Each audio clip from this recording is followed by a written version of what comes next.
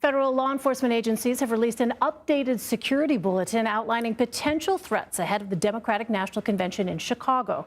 One key line in that threat assessment reads, quote, "The FBI and DHS remain concerned about the potential for follow-on or retaliatory acts of violence following last month's assassination attempt on former President Donald Trump. Protective measures, including additional fencing, are already up at Chicago's United Center, where Vice President Kamala Harris will formally accept her party's nomination for president. The convention begins August 19th. CBS News Homeland Security and Justice reporter Nicole Sganga joins me now.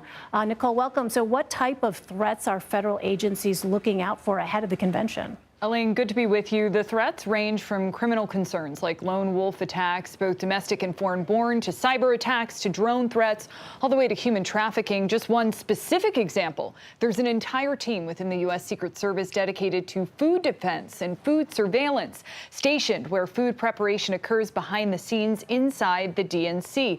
And there will be dozens of state and local law enforcement agencies on the ground to assist federal law enforcement for what's called a national special security event. That is the highest level of security event that the U.S. government has. But in the wake of July 13th, the attempted assassination of the former president, there is particular focus on lone offenders. This bulletin goes out of its way to note that the gunman there had searched for information on the DNC before ultimately targeting that Pennsylvania campaign rally.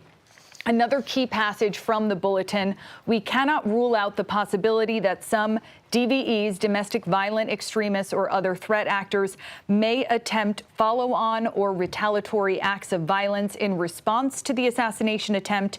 It also notes that historically domestic violent extremists have conducted or plotted attacks targeting perceived political or ideological opponents, and that certainly extends to political parties, Lee.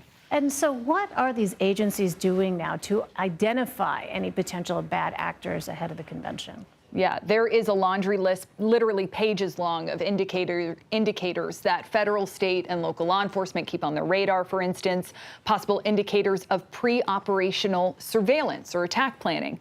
Among those, attempts to gain information about entry points to secure areas, discreet use of cameras, video recorders, or drones.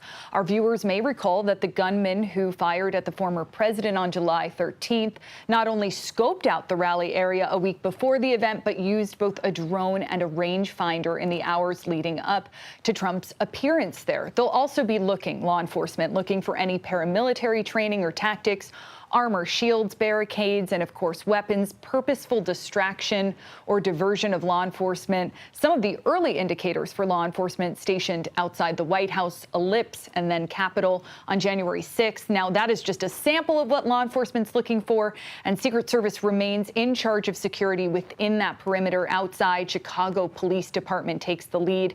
Thousands of protesters are expected to march outside that perimeter starting on August 19th. So ensuring those protests are peaceful, of course, another priority of law enforcement. It's a massive undertaking to keep all of that secure. Nicole, I also want to ask you about a report from Microsoft regarding Iranian efforts to influence U.S. elections. What can you tell us about that?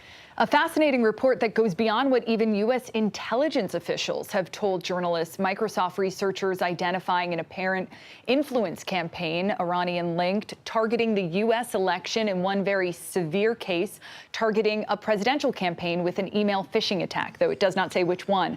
One trend here, creating fake news sites, some with liberal or conservative slants, focusing on the Israel-Hamas war in addition to political candidates.